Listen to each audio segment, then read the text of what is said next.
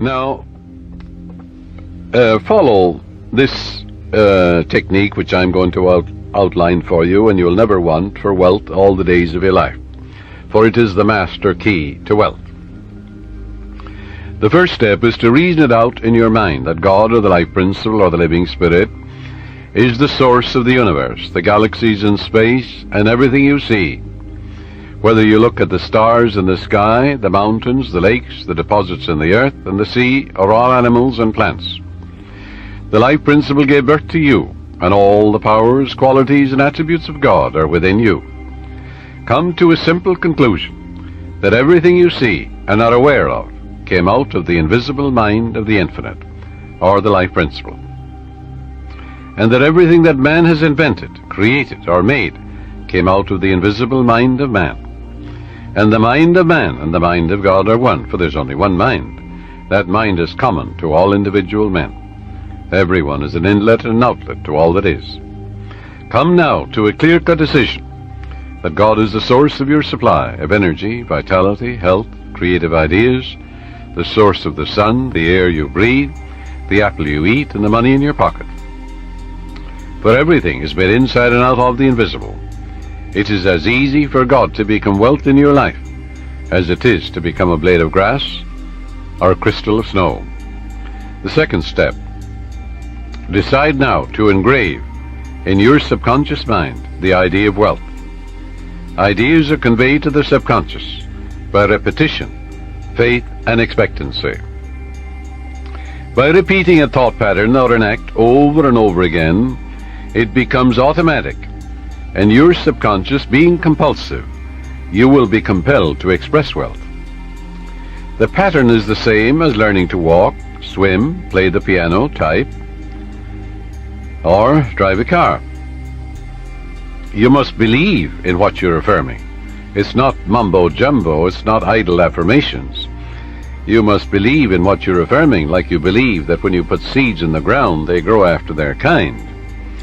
And the seeds are thoughts deposited in your own subconscious mind. Realize that what you are affirming is like the apple seeds you deposit in the ground, and they grow after their kind.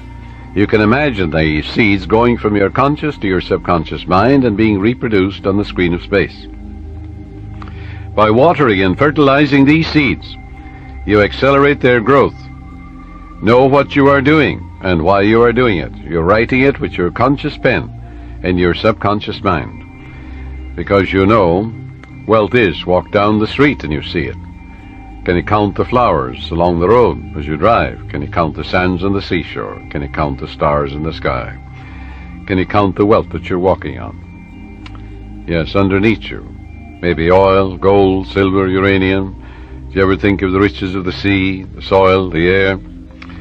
So third step is repeat the following affirmation for about 5 minutes, night and morning. I am now writing in my subconscious mind the idea of God's wealth. God is the source of my supply, and I know God is the life principle within me, and I know I'm alive. And all my needs are met at every moment of time and point of space. God's wealth flows freely, joyously, and ceaselessly into my experience, and I give thanks for God's riches forever circulating in my experience. Step 4. When thoughts of lack come to you, such as, I can't afford that trip, or I can't meet that note in the bank, or I can't pay that bill, never finish a negative statement about finances. This is mandatory. Reverse it immediately in your mind by affirming, God is my instant and everlasting supply, and that bill is paid in divine order. If a negative thought comes to you 50 times in 1 hour, reverse it each time by thinking and affirming, God is my instant supply, meeting that need right now. After a while, the thought of financial lack will lose all momentum, and you will find your subconscious is being conditioned to wealth. If you look at a new car, for example, never say, I can't buy that or I can't afford it. Your subconscious takes you literally and blocks all your good. On the contrary, say to yourself, that car is for sale.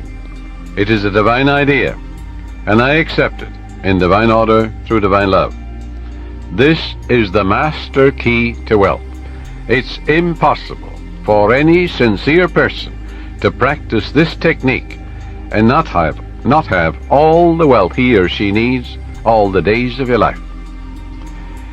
So follow it, and you're setting the law of opulence in operation. It will work for you as well as for anybody else.